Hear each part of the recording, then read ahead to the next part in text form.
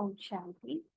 आज संडे बाप दादा की अव्यक्त मुरली का दिन है और आज की मुरली की ओरिजिनल डेट है 20 फरवरी 2001।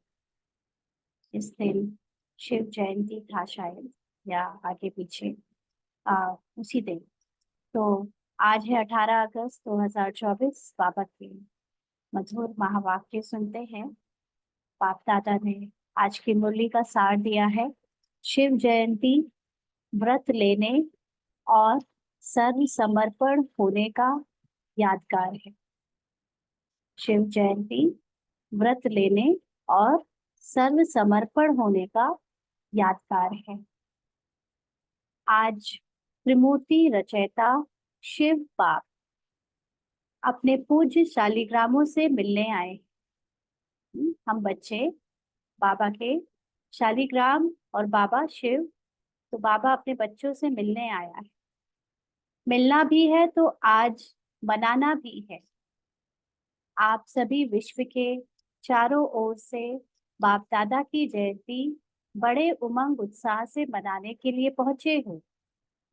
बच्चे कहते हैं बाप की जयंती मनाने आए हैं और बाप कहते हैं बच्चों की जयंती मनाने आए हैं। आप सब भी अपनी जयंती, अलौकिक बर्थडे मनाने के लिए आए हैं। बाबा कहते सारे कल्प में ऐसा न्यारा और प्यारा बर्थडे कभी होता नहीं है ना, क्योंकि ये बर्थडे पहली बात तो अलौकिक है ना। किसी शरीर का बर्थडे नहीं बन रहा है, आत्मा का बर्थडे बन रहा है। और उसमें भी इतना न्यारा बर्थडे है कि परमात्मा यानी पिता का और उनके बच्चे आत्माओं का बर्थडे भी सेम सेम। तो न्यारा बिल्कुल दुनिया में ऐसा बर्थडे हो सकता है? क्योंकि दुनिया में बर्थडे की डेट तो मैच कर सकती है, लेकिन ईयर मैच नहीं कर सकता बाप और बच्चे का। नहीं, यहाँ तो जिस दिन बाबा का अवतरण हुआ उस दिन जितने भी संगम युग में ब्राह्मण बनने थे, उस दिन वो भले ही ज्ञान में उस समय साकार में नहीं थे, नहीं आए थे, लेकिन जहाँ भी थे, जो भी थे, वो सब बर्थडे, वो सब बाबा के बच्चे अपने आप बन चुके, क्योंकि उनको कभी ना कभी यहाँ पर आना ही था, है ना। इसलिए बाबा कहते कि सारे कल्प में देखा है ऐसा बर्थडे मनाया है जो बाप का भी हो और साथ में बच्चों का भी हो ना। हम सब किसी भी रूप में कहीं भी होंगे तब, लेकिन सूक्ष्म वाइब्रेशन से हमारा जन्मदिन उस वक्त हो गया होगा। जन्मदिन का मतलब जो ज्ञान से हमें अपने आप को पहचानने का जो समय था वो शुरू हो गया था ना। क्योंकि आत्मा तो कभी गई नहीं थी कहीं, आत्मा का परिचय तो वही था, लेकिन जानते नहीं थे। उसी को बाबा कहते कि अडॉप्टेड बच्चे ज्ञान से आप बने हो। बाबा कहते सारे कल्प में देखा है ऐसा बर्थडे मनाया है जो बाप का भी हो और साथ में बच्चों का भी हो, क्योंकि विश्व परिवर्तन के कार्य में शिव बाप ब्रह्मा दादा के साथ साथ ब्राह्मण भी जरूर चाहिए। ब्राह्मणों के बिना यज्ञ सफल नहीं होता है। इसीलिए बाप और बच्चों का इकट्ठा जन्मदिन है और अर्थात जयंती है। तो बच्चे दिल ही दिल में बाप को मुबारक दे रहे हैं और बाप हर ब्राह्मण बच्चे को अलौकिक जन्म की अरब खरब से भी ज्यादा दिल की दुआओं के साथ मुबारक दे रहे हैं। तो मुबारक हो, मुबारक हो, मुबारक हो। सभी ने हाथ हिलाया। बहुत अच्छा। एक हाथ की ताली अच्छी लगती है, दो हाथ की नहीं ना। शोर वाली ताली पसंद नहीं बाबा को, क्योंकि बाबा है साइलेंस का सागर। तो एक हाथ की ताली ना, जस्ट वेव करना। बहुत खुशी है ना, तो हाथ रुकते नहीं हैं, चल पड़ते हैं। वो बाबा के सामने बच्चों को अपना जो खुशी इजहार करने का तरीका है वो रुक नहीं सकता, इसलिए हाथ चल पड़ते हैं। दुनिया में भक्त लोग भी शिव जयंती बड़े धूमधाम से मनाते हैं।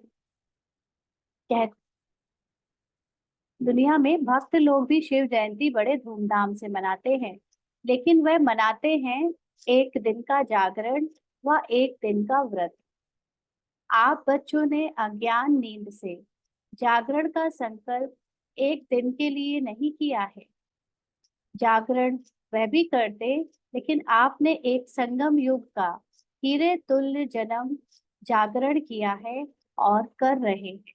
न जागरण का लिटरल मीनिंग जो है जाग गए, वो लोग भक्त करते हैं कि एक रात को जागे, शिवरात्रि की रात को। लेकिन हम बच्चे ज्ञान से जो अपने आप को जगाया हुआ है, बाबा ने हमें जगाया, तो जो अज्ञान नींद से सोए पड़े थे, अज्ञान नींद मतलब ड्रामा के पार्ट में अपने को ड्रामा का किरदार समझकर जी रहे थे और उसके प्रभाव में डूबे पड़े थे, उससे बाबा ने हमें जगाया, सपने से जगाया, है ना। तो वो एक दिन के लिए नहीं जागे हैं अब हम। अभी पूरा संगम युग जब तक चल रहा है तब तक हम जागते हुए ही रहेंगे, है ना। बस ये है कि पहले थोड़ा कम जागे, फिर और जागे और जागे, पूरी तरह जागने तक हम जागते रहेंगे। तो ये हीरे तुल्य जन्म जो है, वो हम जब हमने इस संगम युग में जो जागरण किया, इसका यादगार उन्होंने एक दिन मनाया। बाबा कहते जाग गए है ना, अभी फिर सोएंगे तो नहीं। हाँ, सपने में वापस तो नहीं चले जाएंगे। ये बॉडी, ये किरदार, ये ड्रामा, ये कहानी, ये सामने का सीन जो भी चल रहा है, सब एक सपना है। ये सपने को जीते हुए भी जागे रहना, ये है कला, है ना। हमें अभी ये पार्ट निभाने भी हैं, पार्ट की स्मृति में रह भी रहे हैं, लेकिन पार्ट से न्यारे हो जाना है, क्योंकि अपने सत्य स्वरूप की पहचान, उसका ज्ञान बाबा ने दे दिया, रियलाइज करा दिया। तो फिर अब दोबारा से पार्ट में बात डूबना तो नहीं है। हाँ, वो अलग बात है कि बीच बीच में डूब जाते हैं, लेकिन फिर याद आता है तो निकल आते हैं, लेकिन पूरी तरह फिर से भूल जाए, ऐसा तो नहीं होगा ना। बाबा कहते या थोड़ा थोड़ा सा सो जाएंगे, ऐसे तो थोड़ा थोड़ा भी नहीं होना चाहिए, लेकिन फिर भी बीच बीच में, क्योंकि अभी बच्चे अभी अभी जागे हैं और ड्रामा भी खेल रहे हैं, चल रहा है, तो वो अवस्था हो जाती है कभी कभी। बाबा कहते हैं अच्छा सोए नहीं तो थोड़ा झुटका खा लेंगे, बीच बीच में ड्रामा भूल जाता है तो झुटका खा लेते हैं। यह जागरण ऐसा जागरण है जो स्वयं तो जाग जाते हैं, लेकिन औरों को भी जगाते हैं ना। वो लोग शोर करके आस पास के लोगों को जगा के रखते हैं, तो यहाँ पर बच्चे खुद भी जाग गए, माना अपने सपने से डिटैच होकर सपने को देखने लगे, तो औरों को भी यही सिखाते हैं। ज्ञान की जीवन में जागरण माना अंधकार से रोशनी में आना। कौन सा अंधकार? अज्ञानता का अंधकार, है ना, जो हमें पहले कुछ भी पता नहीं था, जो इन आंखों से दिखता था, जो कानों से सुनाई देता था और जो महसूस होता था, वो ही सत्य लगता था। अब बाबा ने बताया कि आंखों से देखने वाला भी सत्य नहीं, कानों से सुनने वाला भी सत्य नहीं, और जो तुमको महसूस होता है वो भी सत्य नहीं ना। इन सब से परे हो तुम, सबसे परे है तुम्हारी अवस्था। तो ये जागरण माना अंधकार से रोशनी में आना, झूठ से सत्य में आना। ये अलौकिक जागरण सभी को अच्छा लगता है ना। हम्म? सबको ड्रामा से उपराम होना अच्छा लग रहा है। जब से जन्म लिया, जयंती मनाई, तब से क्या क्या व्रत लिया। फिजिकली रूप में भी कई व्रत हमने सीखे थे भक्ति मार्ग में, वो भी यहाँ पर परमानेंट लिए, है ना। और फिर और स्थूल से सूक्ष्म की तरफ भी बढ़े। बाबा कहते याद है ना, बच्चे कहते हैं याद तो क्या, हमारी तो नेचुरल जीवन ही व्रत की हो गई। पवित्र आहार, पवित्र व्यवहार और पवित्र विचार, ये जीवन बन गई ना। ऐसे नहीं कि अलग अलग दो लाइफ चल रही है, कि बाहर कुछ और फिर कुछ और, दोनों ही एक हो गई है ना। आहार में भी पवित्रता तो व्यवहार में भी पवित्रता, और व्यवहार में पवित्रता का मतलब आत्मिक रूप में व्यवहार निभाने, और पवित्र विचार मतलब सदा शुभ भावना, शुभ कामना रखना, और सबको आत्मिक रूप में देखते हुए, ड्रामा को बीच में लाते हुए, सबकी आत्मिक अवस्था को ही सत्य समझ याद रखना। तो ऑटोमेटिकली जो विचार पार्ट को देखकर आते हैं वो चेंज हो जाते हैं ना। तो एक मास के लिए, दो मास के लिए नहीं, जीवन ही व्रत धारण करने वाली बन गई, नेचुरल बन गई और नेचर बन गई। पवित्रता की नेचर बन गई है ना, पूछ रहे बाबा। नेचर बन गई है या बनानी पड़ती है? बन गई है ना। कोई चीज बार बार करने से ऑटोमेटिकली बन जाती है। तो सिर्फ कान हिलाओ बस, बन गई। पूछ रहे हैं बाबा, अभी बन गई है, बना रहे हैं। हाँ? अपवित्रता नेचर से समाप्त हो गई और पवित्रता जीवन में समा गई। माना अज्ञानता, जो ड्रामा का पार्ट हम प्ले करते हैं और उसमें डूब जाते हैं, वो है अज्ञानता। तो अभी वो अज्ञानता में चले जाते हैं बार बार, ड्रामा में डूब जाते हैं बार बार, या उससे उपराम हो जाते हैं पवित्रता, अपने को पाठधारी याद कर, आत्मा याद कर, फिर डिटैच होकर प्ले करते हैं। क्या है नेचुरली अभी क्या चल रहा है अंदर? बाबा पूछते हैं। ऐसी हीरे तुल्य शिव जयंती व शालिग्राम जयंती मना ली। चारों ओर के देश विदेश के बच्चे भी साथ साथ मना रहे हैं। बाप दादा देख रहे हैं कि चारों ओर बाप साथ, और आपके साथ वह भी कितने खुश हो रहे हैं। आज के दिन विशेष भक्त लोग आपका यादगार बलि भी चढ़ाते हैं। आप सब मन वचन कर्म से बाप के आगे समर्पण होते हो। उसी का यादगार भक्त लोग अपने को बलि नहीं चढ़ाते, बकरे को बलि चढ़ा देते हैं ना। पूरी तरह से जब हम बच्चे अपने को समर्पण करते हैं, बाबा के सामने समर्पण होना माना अपने मैंपन को समर्पण कर देना, मेरेपन को समर्पण कर देना। ड्रामा में चल रहे इस पार्ट को मैं खेल रहा हूँ या मैं कर रहा हूँ, मैं सोच रहा हूँ, मैं बोल रहा हूँ, या कुछ भी जो मैं है, वो पूरा अर्पण। कुछ भी आत्मा मैं नहीं कर रही हूँ ना। जो भी ड्रामा में मिला है वो ड्रामा की स्क्रिप्ट के अनुसार घट रहा है। और हम आत्मा जब ये ज्ञान जान गए हैं, तो जो भी होता है, अच्छा या बुरा, जो भी इस पार्ट के द्वारा होता है, वो बाप के आगे समर्पण माना। एक बार हो गया, एक बार घटना घट गई, सीन गुजर गया, उसके बाद उसका चिंतन नहीं ना। वो बाबा का है, बाबा ने कराया। अच्छा बुरा, बुराई के लिए ऐसे नहीं कहेंगे बाबा ने कराया, लेकिन ड्रामा स्क्रिप्ट के अनुसार हुआ। लेकिन जो भी हुआ वो बाबा को दे दिया, समर्पण हुआ ना, अच्छा बुरा दोनों। तो इसकी यादगार के रूप में भक्त लोग वो मैं करने वाले बकरे की बलि चढ़ा देते है ना उनको।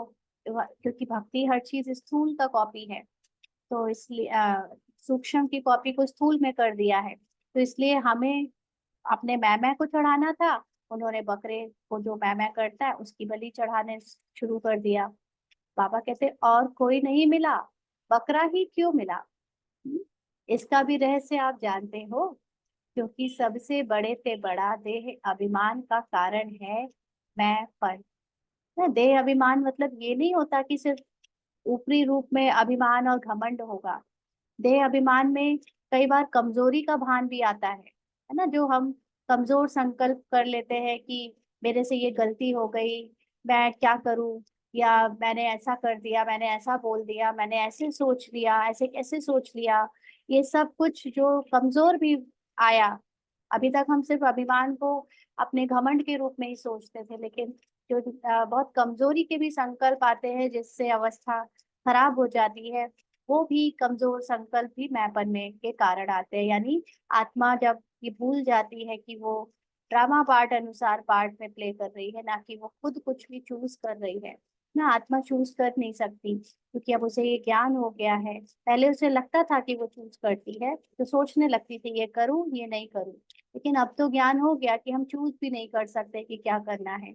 हम सिर्फ एक काम कर सकते हैं, उस चूज के पहले जो प्रोसेस है ना, मतलब चूज कर नहीं रहे, लेकिन ऐसा लगता है कि कोई कर्म करने के पहले एक सेकंड के लिए जो अवस्था आती है करने जाने के समय, उस समय हम बाबा की याद में टिक सकते हैं। तो ऑटोमेटिकली जो चूज हो जाता है, फिर वो हम अर्पण कर सकते हैं बिना उस पर अपना अभिमान लाए, मैंपन लाए ना। तभी बाबा कहते हैं कि यह मैंपन जब अर्पण कर लेते हो, तभी ब्राह्मण बनते हो ना। सच्चा सच्चा ब्राह्मण वो जो अपने हर ड्रामा के पार्ट में, सीन में कुछ भी हो रहा है, बोल रहा है, चल रहा है, कर रहा है, कह रहा है, सोच रहा है, सब कुछ बाबा को जब कंप्लीट अर्पण कर देता है, उससे अपनी पहचान नहीं बनाता, तब वो सच्चा सच्चा ब्राह्मण बनता है। तो बकरा भी क्या करता है, मैं। तो यह देह अभिमान के मैपन की निशानी है। और देह अभिमान का मैपन बहुत सूक्ष्म भी है ना। कब घुस जाता है पता ही नहीं चलता। कितना सूक्ष्म रूप से जब अवस्था खराब हो जाती है, जब मूड ऑफ हो जाता है, अजीब अजीब सा लगने लगता है ना, खुशी खो गायब हो जाती है, तब ये तो पता चल जाता है कि आज वो खुशी फील नहीं हो रही। लेकिन तब भी हम ये नहीं याद कर पाते कि ये क्यों आया, ये क्यों हुआ। कहीं ना कहीं किसी सीन से अपनी पहचान बना ली है ना। कोई सीन में जब भी हमें भय आए, डाउट आए, या कोई ऑलरेडी घटित सीन के प्रति बार बार विचार आए, तो मतलब वहां पर जरूर मैपन आ गया है ना। तो ये देह अभिमान का मैपन इतना सूक्ष्म है कि पता ही नहीं चलता कब प्रवेश कर जाता है। और भिन्न भिन्न प्रकार का भी है ना, एक जैसा नहीं है कि हम उसको पहचान लें, अलग अलग वैरायटी में आता है। सबसे पहले मैंपन, मैं शरीर हूँ, मैं फलाना हूँ, है ना। जैसे मैं एक तो शरीर हूँ, स्त्री पुरुष हूँ। फिर दूसरा, मैं गरीब अमीर हूँ, या मैं बॉस हूँ, मैं माँ हूँ, मैं बहन हूँ, मैं फलाना हूँ, मैं बीके हूँ, मैं नॉन बीके हूँ। ये सब शरीर, और शरीर की जो आइडेंटिटी है, जिससे दूसरे लोग मुझे जानते हैं, और साथ साथ जिससे मैंने अपना एक अभिमान या एक ईगो बना रखा है। ये एक सबसे पहला मैपन है। फिर आगे चलो, ये बहुत अच्छी बाबा ने आज लिस्ट निकाली है, इस पे हम लोग सोचा था ना करेंगे। तो इसको नोट करिए जरूर, इसको एक सार में अपने लिए सब लोग लिख कर रखे कि हमें कौन कौन से मैपन से निकलना है। बाबा ने देखो ये होमवर्क करके दे दिया, हम लोग करने वाले थे, इस पे सोच रहे थे।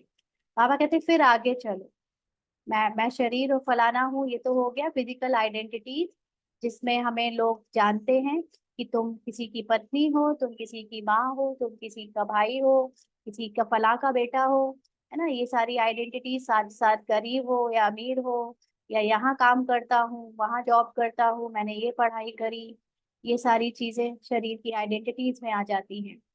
फिर आगे चलो तो संबंध में फंसने का भी भिन्न भिन्न मैपर है ना। आप संबंध में वही हमने पहले डिस्कस कर लिया, जो शरीर के लिए कि मैं फला फला हूँ, मैं इसकी बहन हूँ, मैं उसका ये हूँ, ये सारे संबंध में फंस जाते हैं, ये हमारे रिश्तेदार है। फिर और आगे चलो तो भिन्न भिन्न पोजीशन का भी मैं बनूं ना। कौन सी पोजीशन, एक तो लौकिक की पोजीशन है कि हमने फला पढ़ाई करी है तो यहाँ नौकरी करता हूँ, मेरा ये पद है, ये ओहदा है। और फिर अलौकिक में भी पोजीशन है, मैं ये सेंटर इंचार्ज हूँ, मैं ये सेवा की निमित्त हूँ, मैं ये फला हूँ, है ना। ऐसे अनेक पोजीशन का भी मैपन है। उससे भी सूक्ष्म, और सूक्ष्म में चले तो अपनी विशेषता का मैपन ऊपर से नीचे ले आता है। मुझे तो ये काम बहुत अच्छे से आता है, मैं तो वीआईपी की सेवा कर लेता हूँ, मैं तो इंग्लिश बोल लेता हूँ, मैं तो ये कर लेती हूँ ना, मैं बहुत अच्छा ज्ञान समझा देती हूँ, मैं जब से आई हूँ तो ऐसा वैसा, बहुत कुछ विशेषता के रूप में मैपन भी हमें कभी ना कभी देहभान में लाता, और फिर उससे अवस्था भी एक रस नहीं रह पाती, ऊपर से नीचे हो जाती है, कभी ऊपर नीचे चलती रहती है ना। फिर विशेषता हर एक में है। ऐसी ऐसी कोई भी मनुष्य आत्मा नहीं है जिसमें चाहे स्थूल चाहे सूक्ष्म कोई भी विशेषता ना हो। यह नहीं ना, कोई कितना भी टेढ़ा दिखे, कोई कितना भी बॉडी के जो उसका पार्ट है, मतलब बॉडी पार्ट के ऑर्गन्स नहीं, लेकिन किरदार है जो, वो कितना भी उसका अशिक्षित या वैसा दिखे, थोड़ा बुद्धू सा भी दिखे, तो भी उसमें कोई ना कोई विशेषता होगी, शायद एकाग्रता की, शायद बात मानने की, या ऐसे अनेक हो सकती है ना। बाबा में बहुत अच्छी परख शक्ति थी, ब्रह्मा बाबा में। यज्ञ में उस वक्त बहुत सारे ऐसे भी बच्चे थे जिनके अंदर ज्ञान नहीं समा सकता था, लेकिन वो कुछ ना कुछ काम में बहुत होशियार थे। तो बाबा उनको उसी काम में लगाता था, पहचान कर कि ये फला काम कर सकता है। कोई बुद्धि का काम नहीं कर सकता तो उसको शरीर का काम कराते थे। कोई शरीर से भी कमजोर है तो उसको गार्ड बनाकर बाहर बैठाल देते थे, है ना। तो ऐसे बाबा में बहुत परख शक्ति थी। तो ऐसे इसलिए बाबा कहता है कि हर मनुष्य आत्मा में, चाहे स्थूल चाहे सूक्ष्म, कोई भी विशेषता ना हो या नहीं। ज्ञानी जीवन में भी हर ब्राह्मण के अंदर कम से कम एक विशेषता अवश्य है। लेकिन ज्ञानी जीवन में विशेषता परमात्म देन है, परमात्म की सौगात है। जब परमात्मा की देन को देह अभिमान वश मैंपन में लाते हैं, मैं ऐसा हूँ, यह रॉयल अभिमान बड़े पे बड़ा मैंपन है, तो समर्पण हुए ही हैं, लेकिन आगे क्या देखना है ना। परमात्मा सेवाओं में जब हम आते हैं तो बाबा हमको सेवा के अनुसार, भले पहले वो विशेषता होगी भी थोड़ी बहुत, उसको हमने लौकिक जीवन में लगाया भी होगा, लेकिन उससे वो फायदा इतना निखर के नहीं आता जितना जब उस सेवा, उस पार्ट को, उस विशेषता को बाबा की सेवा में लगाओ, है ना। तो उससे जो फिर वो और भी उछाल मारती है विशेषता, उसके भान में आ जाते हैं, और देह अभिमान के वश फिर वो एक अंदर कहीं ना कहीं सूक्ष्म रूप में आइडेंटिटी बना ही लेते हैं कि ये मेरे अंदर है, या ये मुझे आता है, या मुझे ये मिला है ना। तो ये रॉयल अभिमान है। तो ये अभिमान, ये मैंपन बाबा कहते, तो ये भी समर्पण किया है कि नहीं, ये आगे देखना है ना। क्योंकि अगर पूरी तरह मैं समर्पण नहीं किया, ड्रामा से मिली कोई भी पहचान को अगर अपना मान लिया, तो फिर जो स्टेट ऑफ माइंड है या स्टेट ऑफ बीइंग है आत्मा की, वो सदा एक रस नहीं रह पाएगी ना। इसीलिए कई बार स्थिति गिर जाती है, डाउन हो जाती है, कभी उदास फील करते हैं, यानी माया के दास हो जाते हैं। माया सबसे बड़ी मैंपन है ना। इसलिए तो बाबा कहते हैं ये देखो कि सब कुछ समर्पण किया है या नहीं। टीचर्स सभी अपने को क्या कहती हैं, समर्पण है ना। टीचर्स के लिए फिजिकल समर्पित शब्द बोला जाता है कि उन्होंने फिजिकली बॉडी को पूरी तरह समर्पित कर दिया है यज्ञ में। तो बाबा कहते समर्पण है ना, टीचर सभी समर्पण है, पूछ रहे हैं बाबा। अच्छा, प्रवृत्ति में रहने वाले समर्पण है। अब प्रवृत्ति में रहने वाले भी बाबा को यही कहते हैं ना, बाबा मन से तो हम भी पूरी तरह समर्पण है, भले ही घर में आपके वहां नहीं रहते, लेकिन आप पूरी दिनचर्या और पूरा जो हमारा मन है वो आप ही में लगा रहता है। तो बाबा कहते हैं हाँ या ना, पांडव समर्पण है, पांडव माना भाई लोग, बहुत अच्छा, मुबारक हो। आगे क्या करना है, पूछ रहे हैं बाबा। समर्पण तो हो गए, बहुत अच्छा, अभी आगे यह चेक करना है, बताएं क्या। हाँ, बाबा पूछ रहे हैं बताएं क्या क्या चेक करना है। आप कहेंगे समर्पण तो है ना, फिर क्या करना है ना। समर्पण में भी परसेंटेज होते हैं। फरिश्ता अर्थात सर्व समर्पण है ना, इसीलिए सब कोई फरिश्ता स्थिति अनुभव नहीं कर पाता। तो बाबा भी कहते हैं आगे, तो एक है समर्पण और आगे है सर्व समर्पण। सर्व में विशेष अंडरलाइन है, अपने मन, बुद्धि, संस्कार सहित समर्पण। क्योंकि जितना आगे बढ़ते हो, पुरुषार्थ में तीव्र गति से कदम उठाते हो और उठा भी रहे, लेकिन वर्तमान वायुमंडल प्रमाण ब्राह्मण जीवन में भी मन और बुद्धि के ऊपर व्यर्थ का प्रभाव, बुरा नहीं, बुरा खत्म हुआ, लेकिन व्यर्थ और नेगेटिव का प्रभाव ज्यादा है। इसलिए यथार्थ और सत्य निर्णय करने की महसूसता शक्ति कम हो जाती है। समझ से महसूसता होती है, हाँ यह रॉन्ग है, यह ठीक नहीं है। लेकिन एक है विवेक से महसूसता और दूसरा है दिल से महसूसता। अंडरलाइन, एक है विवेक से महसूसता, माना जो बुद्धि महसूस कर रही है, दिमाग से महसूस कर रहे हैं कि हाँ ये बात तो सही है, ऐसे करेंगे तो ऐसे चलेगा नहीं, या कोई देखेगा तो क्या सोचेगा। और दूसरी है दिल की महसूसता, दिल है आत्मा की महसूसता ना। दिल को कहेंगे कि जो सच में अनुभव किया कि ये नहीं होना चाहिए था जो हुआ, या ये ऐसे नहीं वैसे, तो वो दिल की महसूसता। अगर दिल से कोई भी बात को महसूस कर लिया तो दुनिया बदल जाए, लेकिन स्वयं नहीं बदलेगा ना। अगर कोई चीज रियलाइज कर ली तो फिर कोई उसे कितना भी कह दे कि तुम्हारा ये सही नहीं है, वो नहीं बदलेगा, है ना। क्योंकि उसने अपने आत्मा के सत्य में टिक कर उसको महसूस किया है। और संस्कार पुराने 63 जन्मों के होने के कारण नेचुरल हो गए हैं, जिसको दूसरे शब्दों में कहते हो, यह गलती नहीं है, लेकिन मेरी नेचर है। तो पुराने संस्कार कुछ मिटते हैं, कुछ दब जाते हैं, फिर निकल आते हैं। लेकिन सर्व समर्पण का अर्थ है मन का भाव और भावना हर आत्मा के प्रति परिवर्तन हो जाए। जिसको बाप दादा कहते हैं, कैसी भी आत्मा हो, भिन्न भिन्न तो होगी ही, कल्प वृक्ष है। वैरायटी नहीं हो तो शोभा नहीं। लेकिन हर आत्मा के प्रति शुभ भावना और शुभ कामना, अशुभ भावना को भी परिवर्तन कर शुभ भावना रखना व शुभ भावना देना। हर आत्मा के प्रति शुभ कामना, यह अवश्य बदलेंगे। ऐसा नहीं कि यह तो बदलना ही नहीं है। उसके प्रति जज बन के जजमेंट नहीं दो, यह बदलना ही नहीं है।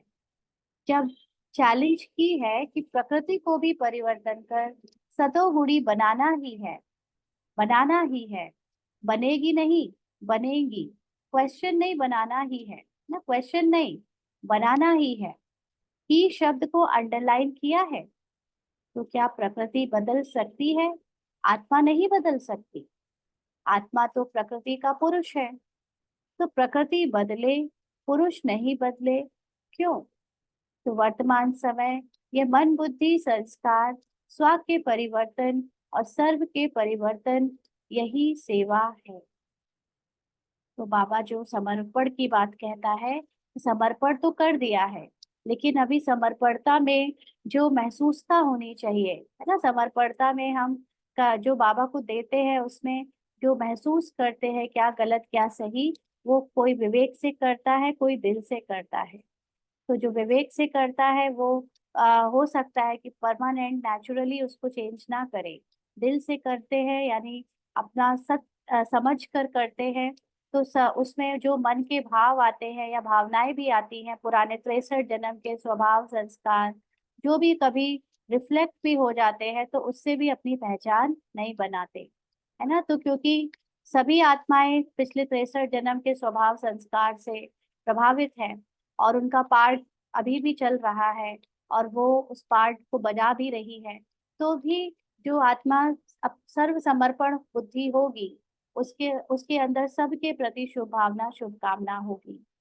और अगर कभी वो अपने अंदर नोटिस भी करती है किसी के प्रति कोई अशुभ भावना, तो उसको भी वो परिवर्तन कर देती है। बाबा कहते कि जब आप प्रकृति को चेंज कर सकते हो अपनी प्योरिटी की वाइब्रेशन से, तो उन आत्माओं के प्रति वो प्योर थॉट क्रिएट करके, उनके सत्य आत्मिक स्वरूप को देख करके उनका पार्ट चेंज नहीं कर सकते। और जो पुरुष है यानी जो आत्मा है, वो तो ऑटोमेटिकली प्रकृति के अधिकारी है ना। तो जब प्रकृति चेंज हो रही है, तो फिर आप आत्माओं में तो इतनी शक्ति है कि आप दूसरी आत्माओं को भी चेंज कर सको ना, उनके पार्ट को भी चेंज कर सको। लेकिन वो कब होगा? जब हम अपनी पवित्रता और उनकी पवित्रता को अपनी शुभ भावना से देखकर उसमें कोई भी दो राहें नहीं रखेंगे, क्वेश्चन नहीं रखेंगे, है ना। तो बाबा कहते हैं कि अभी यही सेवा है, अब यही सेवा करनी है हम सबको। मन बुद्धि संस्कार स्व के परिवर्तन और सर्व के परिवर्तन, यही सेवा है वर्तमान। सभी पूछते हैं इस वर्ष में क्या करना है?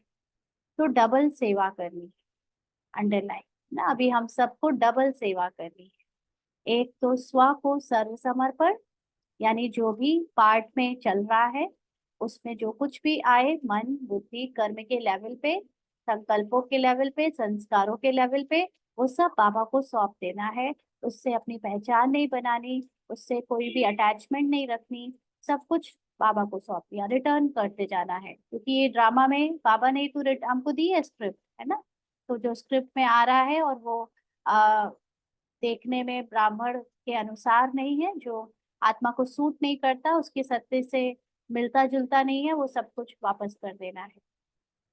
और इतना स्व को समर्पण करो जो आपका वायुमंडल, आपका वाइब्रेशन, आपका संग, आपका दिल का सहयोग, आपके दिल की दुआएं औरों को भी सहज परिवर्तन करने में सहयोग दे ना। हमें इस लेवल तक अपने हर एक पार्ट में, यहाँ तक कि जो बीके पार्ट है उसमें भी कोई सेवा हो रही है, कोई कर्म हो रहा है, कोई बोल बोला जा रहा है, वो इतना समर्पण हो कि दूसरी आत्माएं भी जो है उसको देखकर महसूस करे कि उन्हें भी सहयोग मिल रहा है हमारी वाइब्रेशन से, हमारे जो सत्य की जो स्थिति है उससे, है ना, तो उनको भी वो सहज परिवर्तन करने में सहयोग दे सके। इतना स्व परिवर्तन करना है, सर्व समर्पित करना है, क्योंकि ब्राह्मण पार्ट में भी अनेक ब्राह्मण बीके फैमिली में अलग अलग स्वभाव संस्कार के हैं। कोई कमजोर है पुरुषार्थ में, कोई अच्छा चल रहा है ना, तो कोई विघन का रूप बनता है तो कोई सहयोगी का रूप बनता है। तो हर एक आत्मा के प्रति जब हमारे दिल का सहयोग माना, उसकी आत्मिक स्मृति नेचुरल अभ्यास में रहेगी, तो जैसे हमारे दिल की दुआ उसके प्रति जो उसका सत्य है, जो उसके सत्य को देखते हुए हमारे अंदर उसके प्रति संकल्प है ना, वो वाइब्रेशंस के रूप में उसको भी सहयोग देंगे कि वो भी अपना सहज परिवर्तन कर सके। तो इतना स्व परिवर्तन करना है, सर्व समर्पित करना है ना, सब कुछ सेवा में लगा देना है। अपनी हर एक विशेषता, हर एक गुण, हर एक संकल्प को, चाहे अब वो संकल्प लेकिन बदल के लगाने हैं सेवा में ना। अगर व्यर्थ संकल्प चल रहे हैं तो उससे क्या सेवा होगी।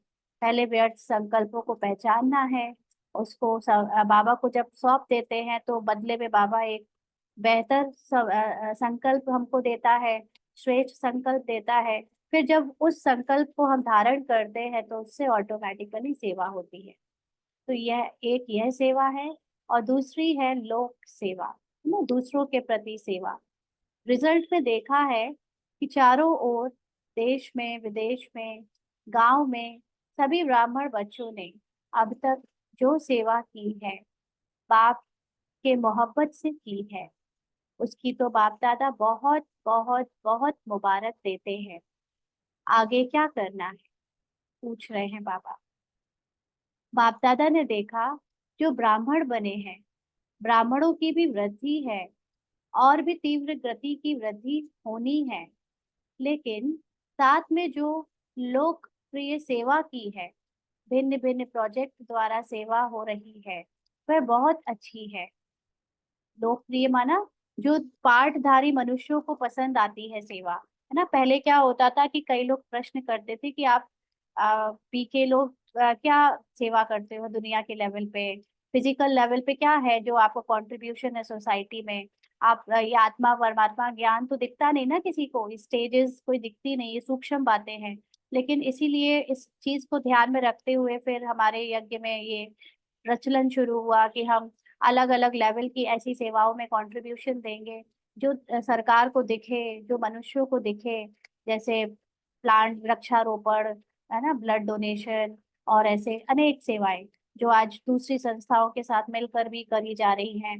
कहीं पे हॉस्पिटल में अपनी योगदान देना, कहीं कुछ खाना बांटना, ये सब तो वो सब लोकप्रिय सेवाएं हैं ना। दुनिया वाले सेवा को बस उसी रूप में जानते हैं कि आप फिजिकली कुछ कंट्रीब्यूशन करके दिखाओ, तो जो दिखने में आता हो। इसीलिए उसके लिए ये यज्ञ से हमेशा गाइडलाइंस आती रही हैं कि आप ये सेवाएं करो, उसको फिर पब्लिश किया जाए, लोगों को दिखाया जाए कि हम ये सेवाएं कर रहे हैं, है ना। ये भी ड्रामा अनुसार होता होता है, क्योंकि पब्लिश नहीं करेंगे तो बाहर वाले लोगों को ये कभी पता नहीं चलेगा कि हम और क्या कर रहे हैं, क्योंकि सूक्ष्म चीज उनको नहीं समझ में आती है अभी, और स्थूल जो दिखता है वही बिकता है ना। तो इसलिए जब उन्होंने देखा कि ब्रह्मा कुमारी फिजिकल सेवाओं में भी बहुत आगे है, तब वो अपना सहयोग और अपनी शुभ भावना हमारे प्रति दे पाते हैं। तो बाबा कहते वह बहुत अच्छी है।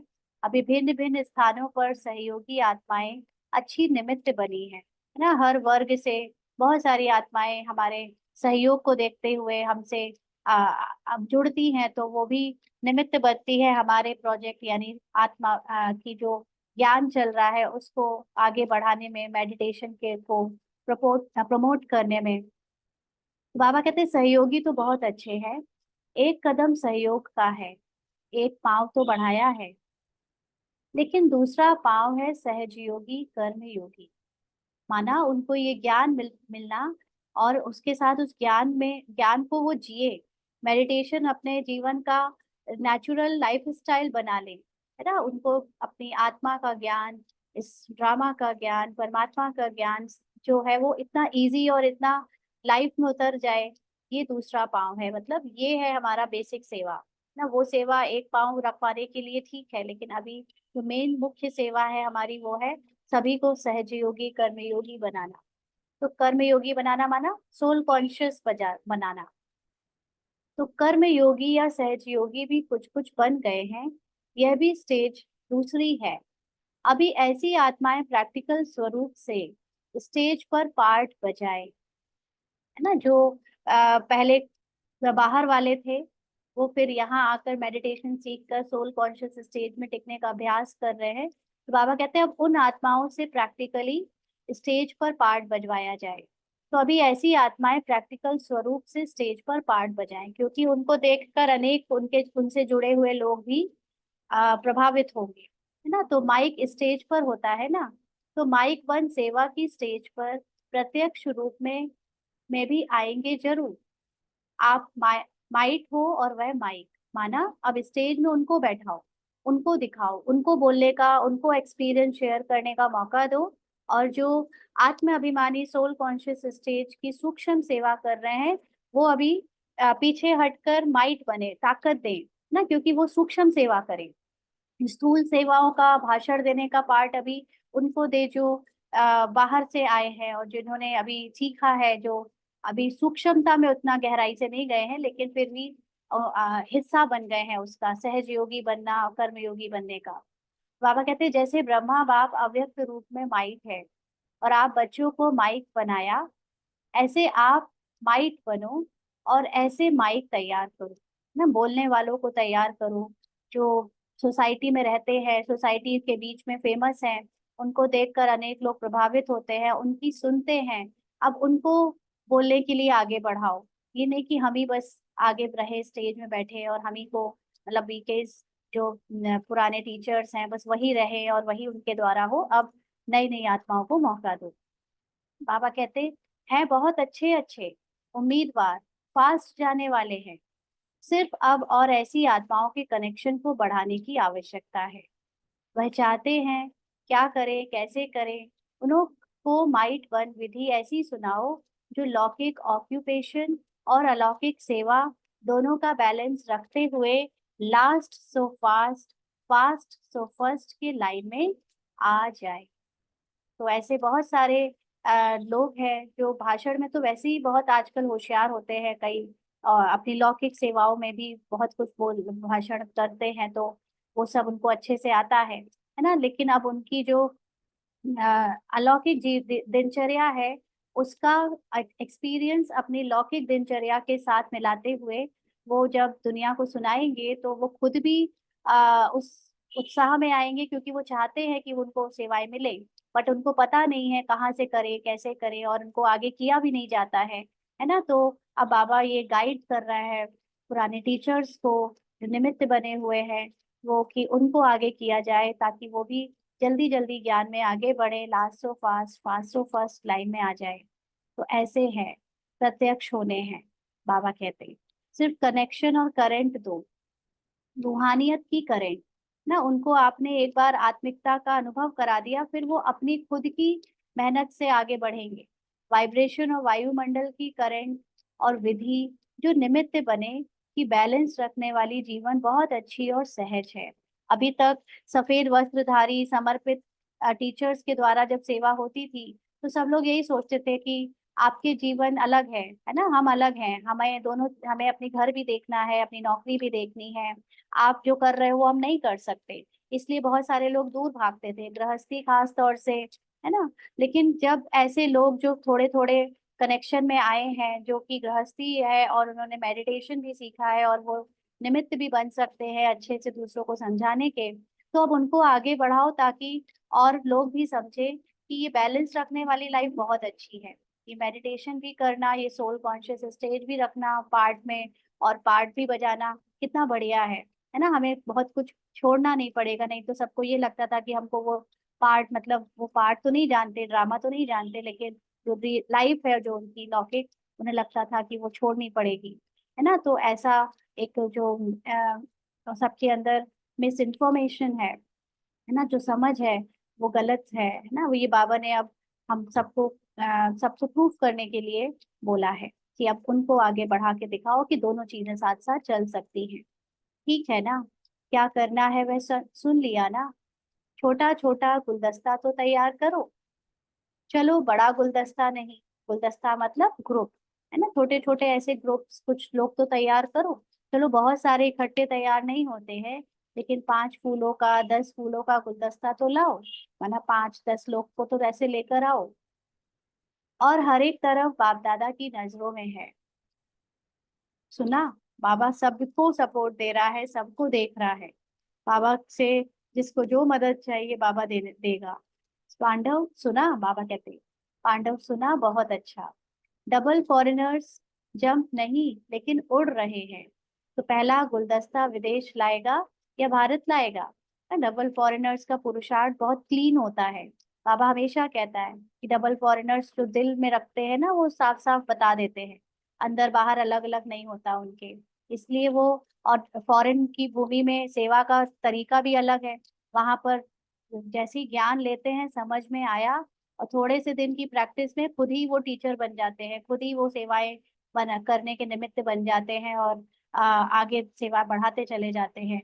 अपनी लौकिक लाइफ, जॉब लाइफ ना, और अलौकिक सेवा साथ साथ करते हैं। तो विदेशी को इसलिए बाबा कहते हैं बहुत फास्ट और फर्स्ट आने के में चांसेस है। तो पहला गुलदस्ता यानी ऐसे लोग जो अपनी लौकिक और अलौकिक जीवन को नेचुरली जी रहे हैं, ऐसे ग्रुप पहले विदेश लाएगा या भारत लाएगा? बाबा पूछ रहे हैं कौन लाएगा, कि दोनों साथ में लाएंगे। एक तरफ से फॉरेन का, एक तरफ भारत का, दोनों गुलदस्ते स्टेज पर आएंगे। जैसे यह सेरेमनी मनाते हैं, तो वह भी सेरेमनी मनाएंगे, दोनों गुलदस्तों की, भारत की भी विदेश की भी। ठीक है? विदेश वाले क्या समझते हैं? ठीक है, तो दूसरी सीजन में लाएंगे, लाना है। भारत वाले लाएंगे लौकिक और अलौकिक ऑक्यूपेशन के बैलेंस वाले। किसको लाना है? जो लौकिक जीवन और अलौकिक जीवन दोनों का बैलेंस करके चल रहे हैं ना, जो ड्रामा का पार्ट समझकर ड्रामा के पार्ट में भी हैं, और साथ साथ उससे न्यारे भी हैं, दोनों चीजों को बैलेंस करने वाले। आप जैसे सिर्फ ब्राह्मण जीवन वाले नहीं, सिर्फ समर्पित इधर सेंटर में हो गए, बस उनको ला लेकर आते जाना, ऐसे नहीं कि या जिसने सिर्फ वन साइड लाइफ चुन ली है कि वही जीनी है ना। ऐसे कई गृहस्थी भी है जो वन साइड लाइफ जी रहे हैं, बस सिर्फ सिर्फ बाबा की जीवन जी रहे हैं, वो वाली जीवन से कट गए हैं, वैसा भी नहीं। लौकिक भी और अलौकिक भी, उन्हों का प्रभाव ज्यादा होगा ना। घर गृहस्थी रहते, सब कुछ करते, उनका प्रभाव ज्यादा पड़ता है और ऊपर। और फिर बाबा का तो काम है ना, 100% सभी बाबा के आत्माएं जो बच्चे हैं, सब ड्रामा में इतना डूबे हुए हैं। तो जब दुख की घड़ी आएगी, मतलब जब सीन सीन जो है वो एक्सट्रीम में जाएगा, क्लाइमेक्स में जाएगा, तो जो ड्रामा में जितने सब डूबे हैं उनको कितना दुख फील होगा उससे, क्योंकि एंड होते समय बहुत हलचल होती है। किसी भी पिक्चर में अगर मूवीज भी देखो तो भी, है ना, तो उनको उस वक्त ये जगाना बहुत जरूरी है कि देखो हलचल तो होगी, तुम भाग दौड़ोगे तो भागोगे दौड़ोगे, आ, बहुत ऐसा कुछ कुछ दिखेगा, लेकिन परेशान मत होना, क्योंकि तुम वो हो नहीं, वो रियलिटी नहीं है तुम्हारी ना। इसलिए सिर्फ ब्राह्मण, सिर्फ बीकेस को बाबा ये ज्ञान नहीं दे सकता कि बस तुम समझो अपने को आत्मा, बाकियों को रोने दो, बाकी को डूबे रहने दो ड्रामा में।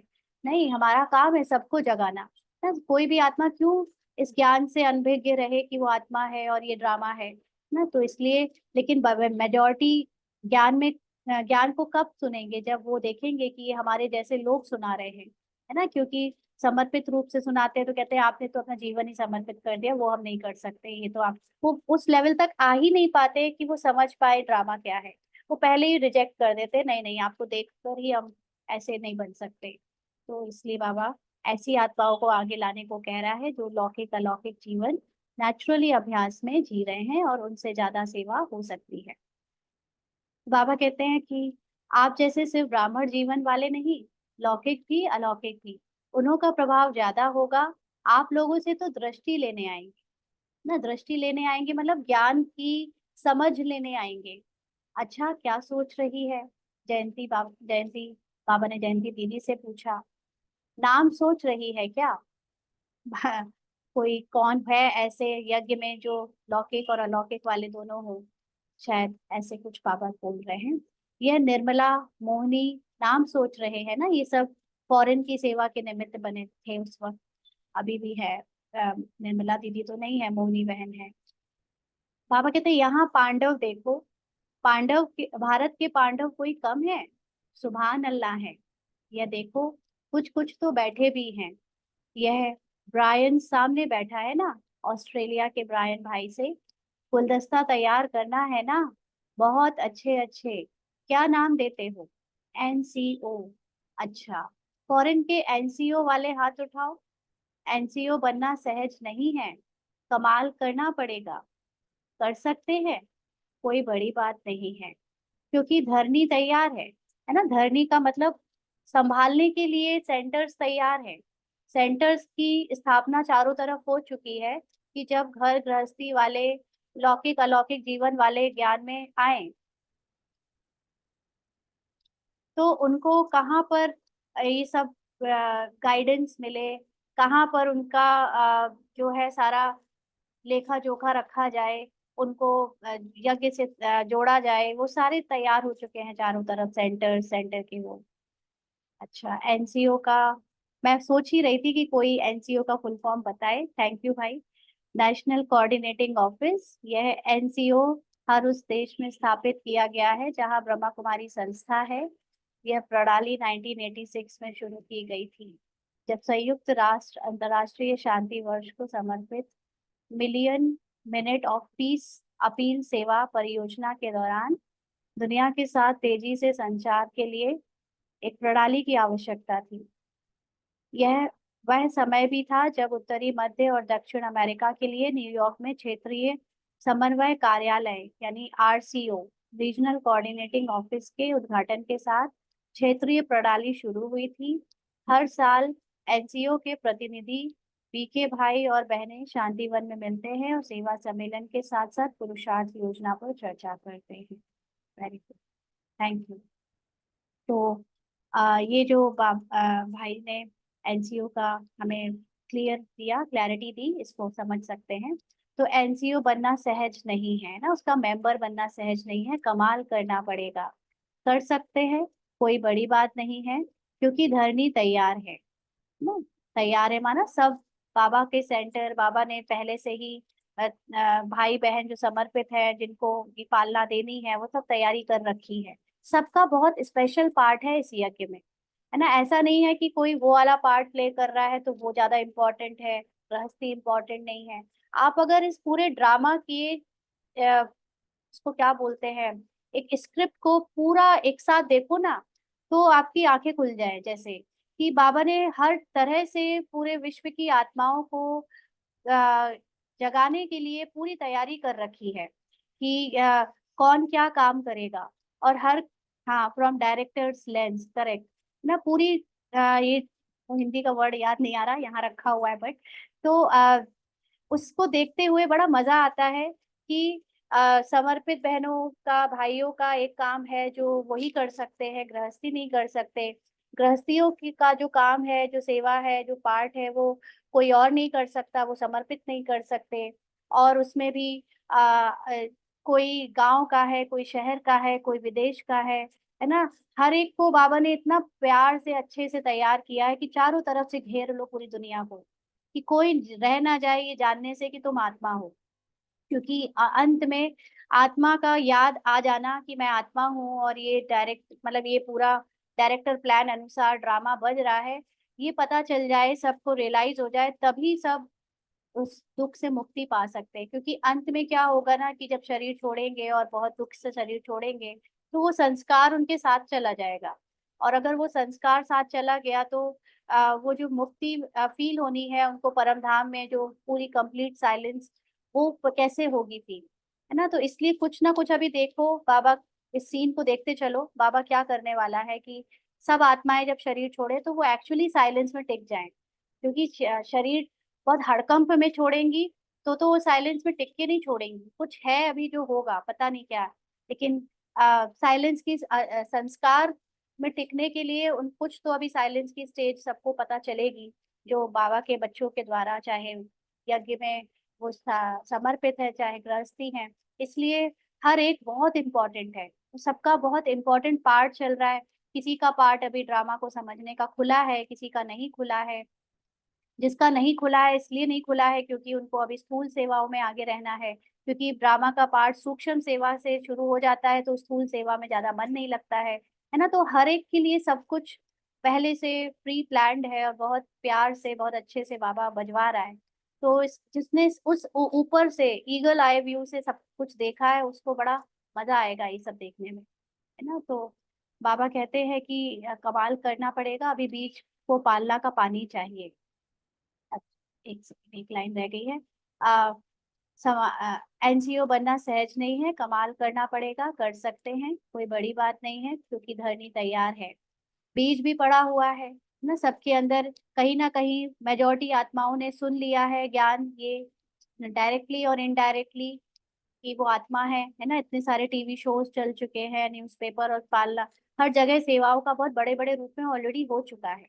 तो बस बीज में पानी पड़ना रह गया है, वो ज्ञान में क्या आत्मे को इस होलिस्टिक जीवन में उतार पाए, इसका बस रह गया। अब होने लगा है, ऐसे कई लोग देखने में आ रहे हैं जो पहले तो नहीं सुनते थे बट अब अपने अनुसार अपनी इच्छा अनुसार थोड़ा थोड़ा ज्ञान ले लेते हैं और उसको जीते हैं ना। तो अच्छा, टीचर्स भी बहुत आई हैं। अभी हम 1 मिनट के लिए अंतर्मुखी होकर अपनी सोल कॉन्शियस स्टेज पर स्थित होकर एकदम साइलेंस में बाबा को याद करेंगे।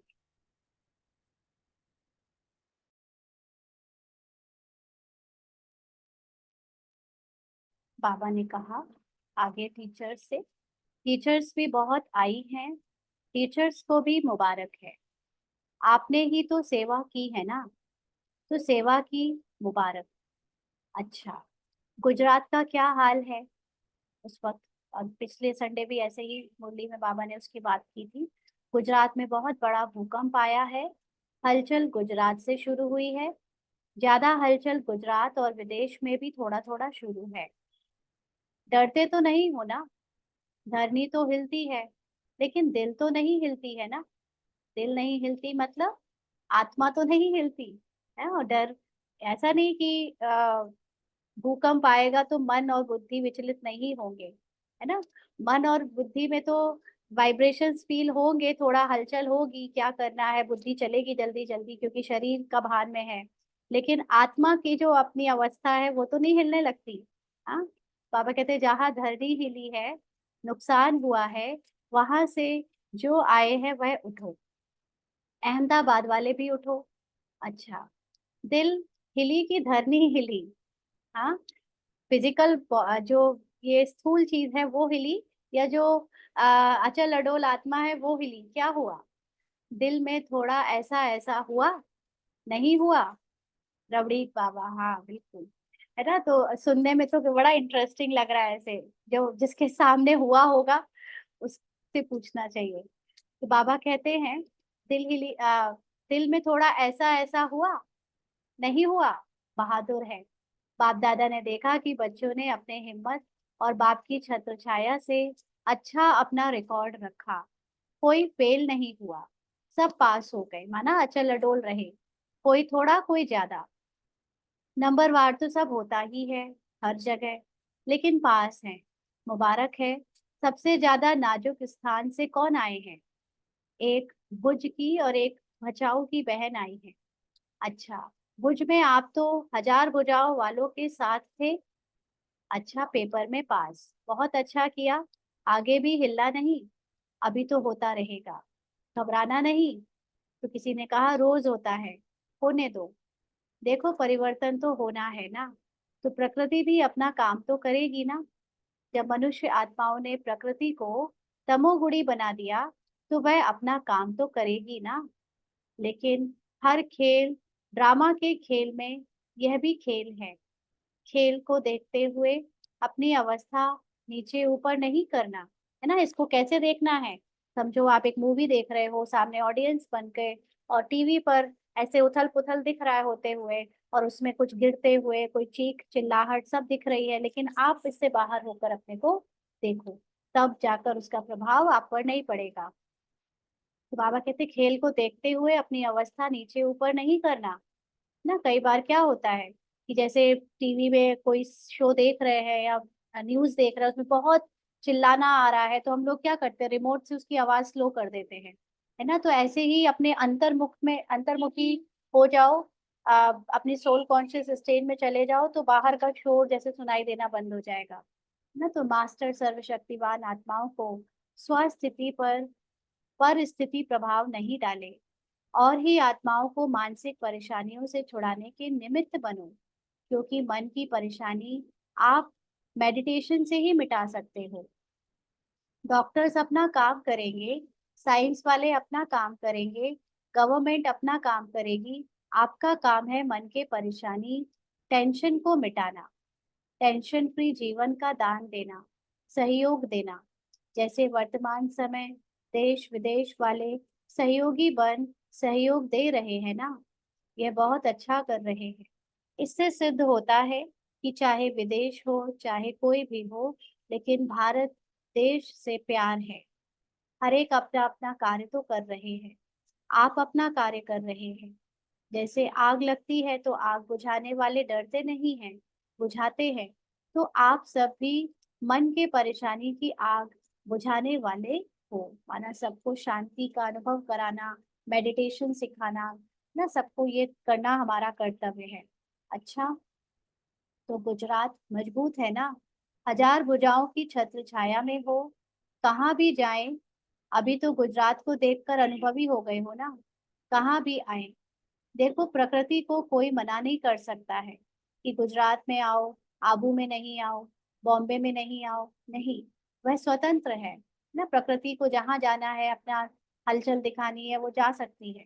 लेकिन सभी को अपने स्वस्थिति को अचल अडोल और अपने बुद्धि को, मन के लाइन को क्लियर रखना है। लाइन क्लियर होगी तो टचिंग होगी। लाइन क्लियर माना अपनी सोल कॉन्शियस स्टेट से बाबा के साथ लगातार संपर्क बना रहेगा, तो टचिंग होगी कि कुछ होने वाला है ना, और कहाँ चले जाओ, ये करो, ये सब आपके एंटीने में आएगा।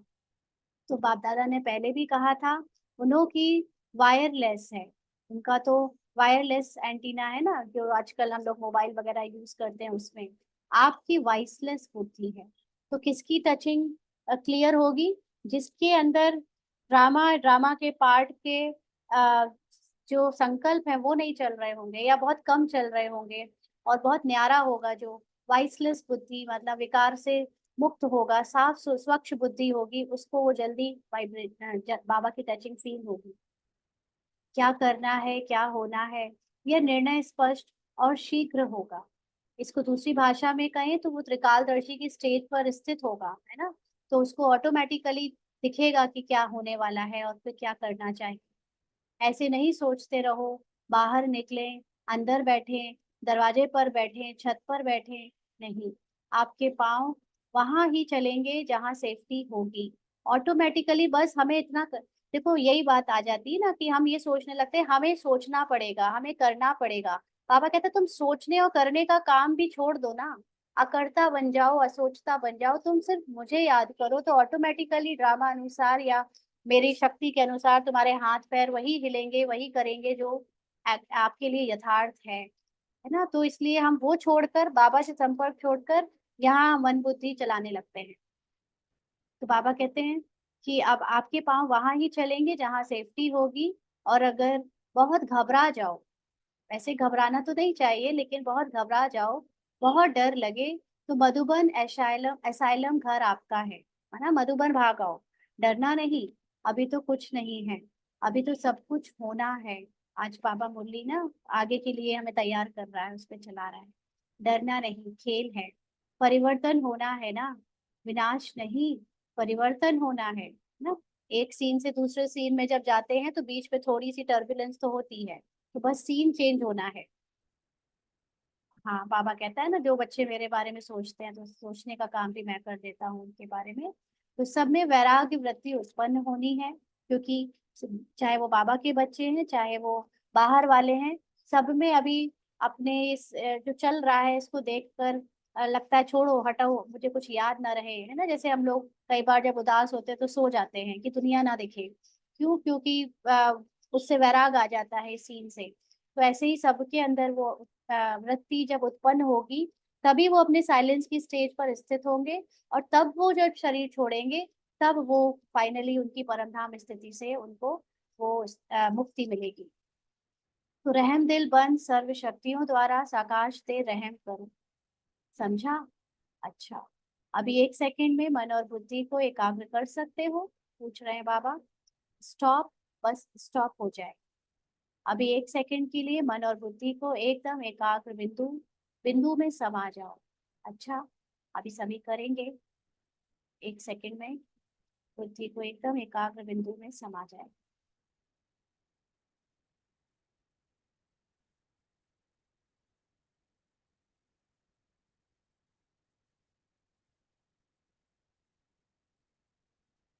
अच्छा, चारों ओर के सर्वश्रेष्ठ ब्राह्मण आत्माओं को, चारों ओर के सदा दृढ़ संकल्प का व्रत रखने वाले अचल आत्माओं को, चारों ओर के सर्व हिम्मत उल्लास से स्व सेवा और लोक कल्याण की सेवा करने वाले महान सेवाधारी आत्माओं को आज के शिव जयंती की, हीरे तुल्य जयंती की, न्यारी और प्यारी जयंती की मुबारक हो। और दुआओं के साथ याद प्यार और नमस्ते। हम रूहानी बच्चों की रूहानी बाप दादा को याद प्यार, गुड मॉर्निंग और नमस्ते बाबा, शुक्रिया, थैंक यू बाबा। आज का वरदान है, बाप के स्नेह को दिल में धारण कर सर्व आकर्षणों से मुक्त रहने वाले सच्चे स्नेही भाव। बाप के स्नेह को दिल में धारण कर सर्व आकर्षणों से मुक्त रहने वाले सच्चे स्नेही भाव। बाप सभी बच्चों को एक जैसा स्नेह देते हैं, लेकिन बच्चे अपनी शक्ति अनुसार स्नेह को धारण करते हैं। जो अमृत वेले के आदि समय पर बाप के स्नेह को धारण कर लेते हैं, तो दिल में परमात्मा स्नेह समाया होने के कारण और कोई स्नेह उन्हें आकर्षित नहीं करता। अगर दिल में पूरा स्नेह धारण नहीं करते, तो दिल में जगह होने के कारण माया भिन्न भिन्न रूप से अनेक स्नेह में आकर्षित कर लेती है। इसलिए सच्चे स्नेही बन परमात्मा प्यार से भरपूर रहो। तो वैसे भी जब किसी एक से स्नेह होता है तो बाहर किसी तरफ स्नेह जाता नहीं है ना, कहीं और आकर्षित होते नहीं।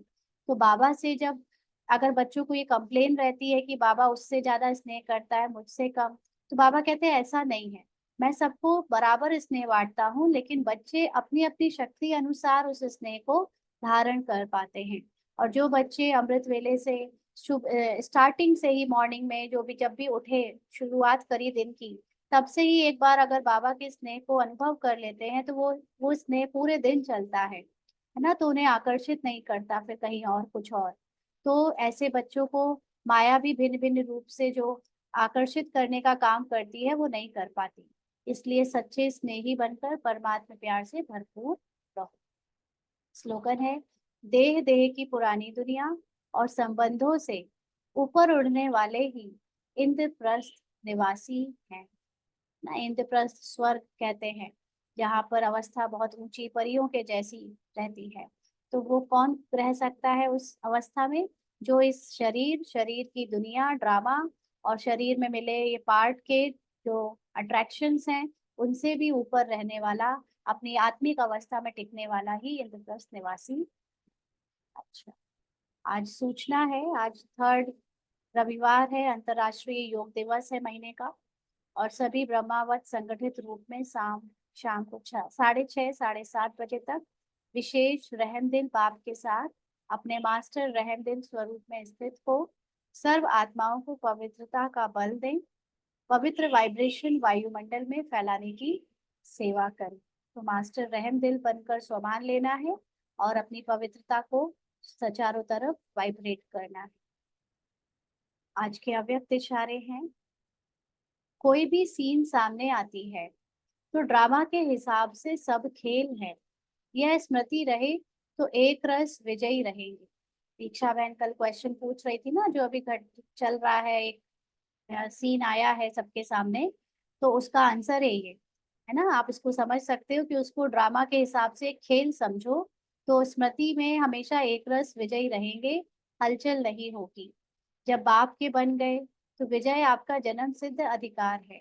बाप के बन गए माना जब आपने अपनी सोल कॉन्शियस स्टेज को अनुभव कर लिया और उस परमात्मा स्टेज के साथ आप कंबाइंड हो सदा, तो फिर कहाँ आपकी हार होगी, माना कहाँ फिर अवस्था बार बार गिरेगी। आप उस अवस्था में ऑटोमेटिकली टिके हुए हो, है ना। तो वो तो जन्म सिद्ध अधिकार हो गया, क्योंकि सोल तो हो ही आप। अब सोल को सोल कॉन्शियस स्टेज में टिकना माना कोई हार की बात ही नहीं है। सिर्फ वो जब तक बॉडी कॉन्शियस में रहते हैं तब तक हार और जीत लगती है। एक बार सोल अपने रियल कॉन्शियस में टिक गई तो फिर कहाँ हार। तो इसलिए यादगार में भी विजय माला गाई और पूजी जाती है। ये कब होगा? सोल कॉन्शियस स्टेज से जब हम ड्रामा को सीन समझ कर देखेंगे कि ये सब एक एक सीन है, इसमें कुछ हो रहा है, वो सब जस्ट सीन है। जैसे पिक्चर को देखते हो ना, पिक्चर में हर चीज होती है, कभी हीरोइन का, कभी हीरो का, कभी विलेन का।